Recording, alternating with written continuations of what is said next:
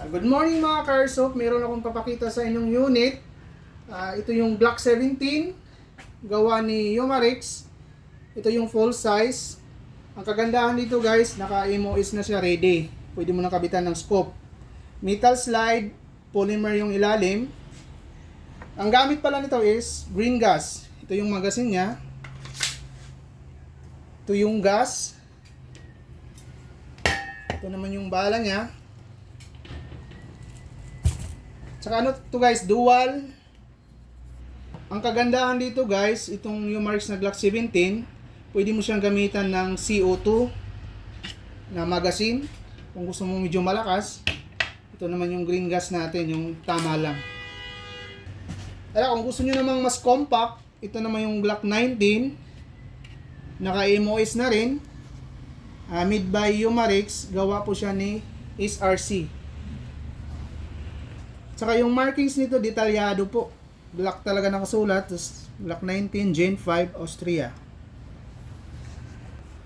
Same din siya nung pinakita ko sa inyo kanina na Glock 17. Pwede rin siyang green gas, pwede rin siyang CO2. Ito naman yung Glock 17 natin na gawa rin ni Yomarix. Ang kaibahan lang nito is 4.5 yung bala niya.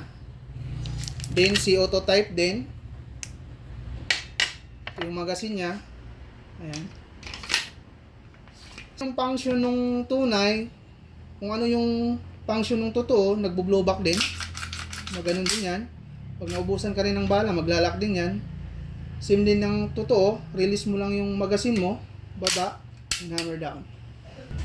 Yung 4.5mm natin na Glock, ito yung Generation 4. Meron din itong Glock 19 naman na compact. Ito naman yung non-blowback, hindi po gumagalaw yung slide. Yung Glock 19 pala natin guys, yung magazine nito hindi katulad nung Glock 17 na parang full size talaga yung magazine niya. Yung sa 19 kasi non-blowback, mas manipis po. Ayan. Guys, kung gusto niyo pong puntahan yung My Airsoft Shop, we are located at 68 Scott Borromeo, South Triangle, Quezon City, near EDSA, back of GMA Channel 7. Mag-message guys, kami guys sa aming Facebook page, My Airsoft Shop, new account.